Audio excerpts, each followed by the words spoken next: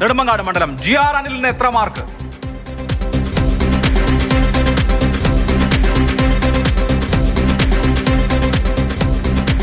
58.71. സംസ്ഥാന ഭക്ഷ്യമന്ത്രിയാണ്. ഇത്ര മതിയോ? താരതമ്യേന മാർക്ക് ഒരു ആവറേജ് പെർഫോമൻസിന് അപ്പുറത്തേക്കില്ല. 58.71 എന്ന് പറയുമ്പോൾ ഒരു ആവറേജ് പെർഫോമൻസ്, വളരെ മികച്ചെന്നൊരു അഭിപ്രായം ജനങ്ങൾക്കിടയിലില്ല. ഒരു 58 ഒരു മന്ത്രിയാണ്, മന്ത്രിമണ്ഡലമാണ്, തലസ്ഥാന നഗരിയോട് ചേർന്ന് കിടക്കുന്ന മണ്ഡലമാണ്. അതൊക്കെ നോക്കുമ്പോൾ ഒരു ആവറേജ് പെർഫോമൻസ്. തെരഞ്ഞെടുപ്പിൽ പക്ഷേ LDF അനുകൂലമായ റിസൾട്ട് ആയിരുന്നു നെടുമങ്ങാട് 117 ആണ് അദ്ദേഹം, 112 സംസ്ഥാനത്ത് അദ്ദേഹത്തിന്റെ റാങ്ക്. 140 MLA-മാരിൽ 112.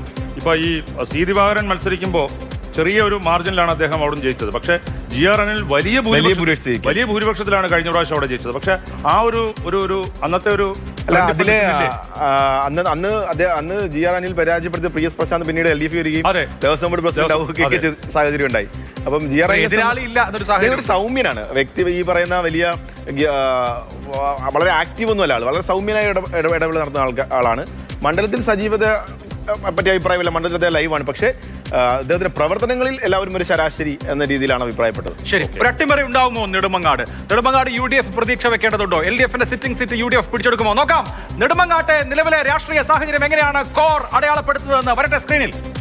മാറ്റമില്ല. LDF 45.59, UDF 38.73 ഉള്ളൂ. NDA 15.69. 6.86 കംഫർട്ടബിൾ ആയി ലീഡുണ്ട്. പക്ഷേ നെടുമങ്ങാട്ട് CPI-ക്ക് ടെൻഷൻ വേണ്ട. MLA-യുടെ പെർഫോമൻസ് അല്ലെങ്കിൽ മന്ത്രിയുടെ പെർഫോമൻസ് വേണ്ട രീതിയിൽ ജനങ്ങൾക്ക് എങ്ങനെ വളരെ മികച്ചെന്ന അഭിപ്രായമില്ലെങ്കിലും രാഷ്ട്രീയപരമായിട്ട് അവർ ഇടതുപക്ഷത്തെ അനുകൂലിക്കുന്ന ഒരു ട്രെൻഡാണ് നമുക്ക് നെടുമങ്ങാട് കാണാൻ. അല്ല, അഭിലാഷ് നേരത്തെ പറഞ്ഞതുപോലെ കോൺഗ്രസിന് ആര് മത്സരിക്കും എന്നുള്ളതിനെ കുറിച്ച് ഒരു ധാരണയില്ല.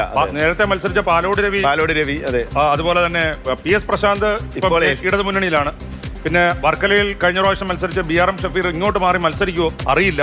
ഇങ്ങനെ ഒരു ധാരണയും ആ മണ്ഡലത്തെ പറ്റി ചർച്ച സീറ്റിന് വേണ്ടി അവകാശവാദമില്ല. എന്തായാലും സ്ഥാനാർത്ഥികൾ അണിനിരക്കുമ്പോൾ ചിലപ്പോൾ കുറച്ചുകൂടി ടൈറ്റ് ആയേക്കാം അല്ലെ? നിലവിലത്തെ സാഹചര്യത്തിൽ അവിടെ LDF-ന് ജയിക്കാനുള്ള സാഹചര്യമുണ്ട് നിലവിൽ. ഇനിയിപ്പം അല്ലെങ്കിൽ അദ്ദേഹത്തെ കോമ്പീറ്റ് ചെയ്യാൻ പറ്റുന്ന അത്രയും വലിയ സ്ഥാനാർത്ഥികൾ പ്രോ LDF ട്രെൻഡാണ് കാണുന്നത് നെടുമങ്ങാട്.